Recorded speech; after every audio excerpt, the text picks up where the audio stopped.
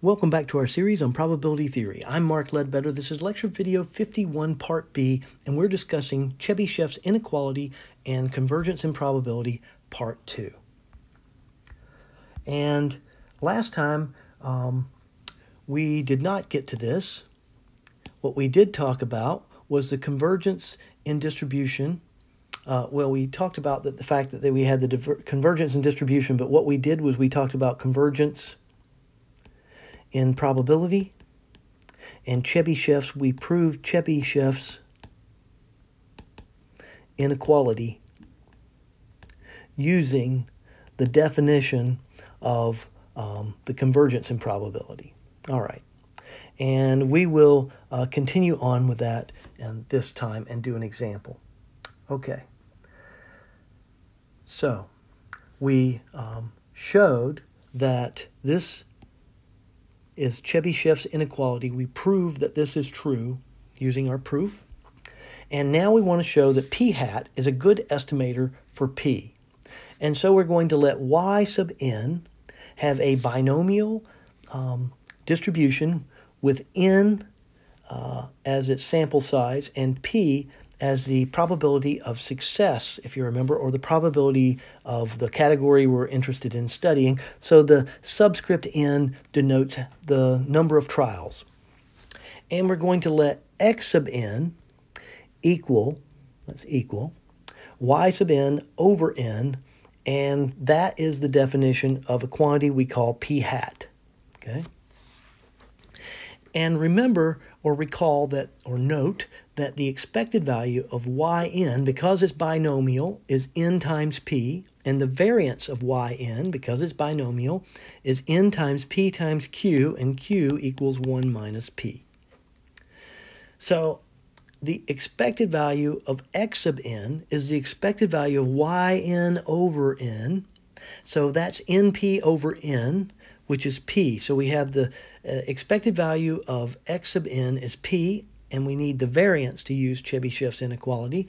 So the variance of x sub n is the variance of yn over n. Our theorem that we proved back in chapter 2 said that the variance of a constant times a random variable is the constant squared times the variance of the random variable. The constant here is 1 over n. We can rewrite this as the variance of 1 over n yn, and so to bring the constant out, we have to square it to pull it in front. And so that's what we've done here. 1 over n squared times the variance of yn, and the variance of yn, so we have n squared here, and the variance of yn is npq, so this n and that square go out, and we're left with pq over n is the variance of x sub n, or the variance of p hat, but we're calling it x sub n here. Okay. Now we're going to use Chebyshev, and we're going to substitute in p hat for x sub n. So x sub n, or we're going to substitute in for x sub n, and x sub n is really p hat, if you know. And so we need mu, and so mu of x sub n, so the probability, absolute value, x sub n minus its mean is greater than epsilon. We know that that is less than or equal to the variance of x sub n over epsilon squared.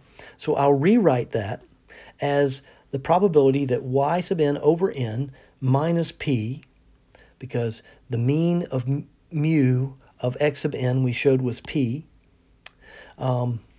that being greater than epsilon, the probability that this distance or difference, absolute distance difference, is greater than epsilon, that's less than the variance of x sub n over epsilon squared. The variance of x sub n was pq over n, and so pq divided by n over epsilon squared is pq over n epsilon squared, which is what we have here. As n approaches infinity, this quantity approaches 0, because you divide by a bigger and bigger number the closer you get to 0. So, therefore, p hat, which is equal to x sub n, which is equal to yn over n, converges in probability to p as n approaches infinity. So again, we use Chebyshev's inequality to establish convergence in probability. Okay? So another way of saying this is p hat converges to p in probability, a lot of p's there, as n approaches infinity. So recall that yn is the number of occurrences of the category of success out of n trials, as I've already said, but just not bad to remind you again. So the average number of occurrences of success approaches p as n gets larger. Now, we don't want n to go to infinity, of course, and that's not practical anyway. But once n gets large enough, then p hat approaches p. It converges as n gets larger. All right, so that's a good result to have. Now, let's look at example 2. This is going to be the weak law of large numbers. So let x1, x2 to xn be IID random variables. So they're independent and identically distributed random variables, all have the mean mu, and every one of them have the variance sigma squared. Then x bar approaches mu as n increases or approaches infinity. So x bar converges in probability to mu as n approaches infinity. So by Chebyshev's inequality, the probability that x bar minus mu greater than epsilon is less than or equal to the variance of x bar over epsilon squared. We know that the variance of x bar is sigma squared over n, and so this is equal to sigma squared over n times epsilon squared, and the limit of that as n goes to infinity, or n goes to infinity, you're right, is 0. Okay? So this quantity converges to 0, and since this quantity converges to 0, we satisfy the definition of convergence and probability, and we have proved that the limit of the probability of this quantity greater than 0 equals 0. That's the definition of convergence and probability. So we've just shown that, and therefore we've proved that x bar converges to mu in probability. Okay. So as n increases, x bar becomes a better estimator of mu. And this works with any continuous distribution with finite mean mu and finite variance sigma squared.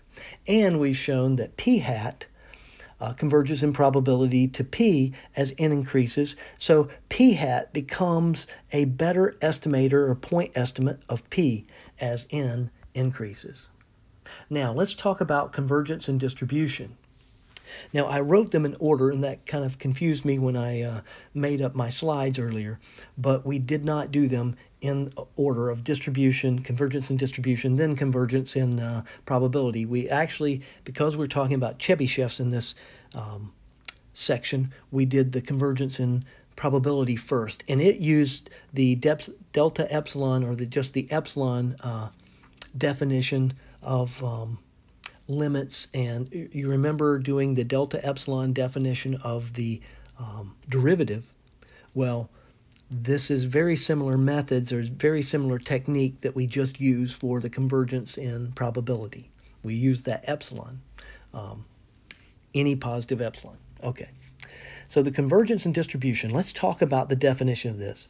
For IID random variables, so independent, identically distributed random variables, x1 to xn, we say that x sub n converges in distribution to x as n increases towards infinity or approaches infinity if the limit of the CDF of f of n of x approaches the CDF of x for all x where f is continuous. So here, f of n is the CDF of x sub n, and f is the CDF of x. So if the limit as n approaches infinity of f sub n, if that limit is the CDF of x, then, so what we're saying is that the CDF of f of n converges to the CDF of x. And this is for all x. So remember, n is changing here, so you can fix x. And for any value of x, this would be true. Okay? So f of n of x converges in distribution to f of x as n approaches infinity. We also say that x of n converges in distribution to x as n approaches infinity is another way of writing it. Okay? But what's happening is the CDFs are converging. So this is an important thing, that f of n of x, it may be difficult to evaluate. Remember the bivariate transformation theorem that we used, and the univariate transformation theorem. So this is a univariate transformation, actually. So that can be very complicated, right? And a lot of intense calculations, and we don't know what we're going to end up with unless we've already proved that result. And so it gets very messy and very difficult to evaluate, and then you have to find the distribution of that combination of the random variables. So that makes it very difficult to use. So it may be very difficult to evaluate probabilities using f of n, but it may be very easy to do the same thing with f of x. So if f of n converges in distribution to f of x as n approaches infinity, then for large n, we can replace f of n with f of x. So here's an example. The exact distribution of p hat is difficult to figure out, but it converges to the normal as n increases, and so we can use the normal distribution by the central limit theorem to evaluate, and that is much easier. Okay, so that's it for this section. I hope I've given you a good introduction to convergence in distribution and convergence in probability and Chebyshev's inequality. We did not talk about almost sure convergence. Again, it's an advanced convergence that we usually don't talk about until later on in grad school, most cases. But it is good to know that something can converge almost surely. So the probability yeah, so I don't want to write it down because I'm probably going to get it wrong off the top of my head. But we're saying that the probability is equal to 1 that something happens. So that as x of n, so we would say that x of n approaches x in as, so almost surely, as n approaches infinity. That means that the probability that x of n minus x, I think it's less than epsilon, is equal to 1 as n approaches infinity. Something along those lines, but we have a probability of 1. So don't quote me on that. Look it up. Google it if you want to find out the exact definition. Please don't forget to scan and upload your lecture notes before midnight, date listed in the course calendar. If you have questions, come to virtual office hours. If you can't do that, then by all means email me, but send me a picture of, if you need an answer before you can come to virtual office hours, send me a picture of the problem because I may not have it available, and send me a picture of your work so far so I can see how you're approaching it, and that will help me help you. Please take care of yourself. We hope to see you next time.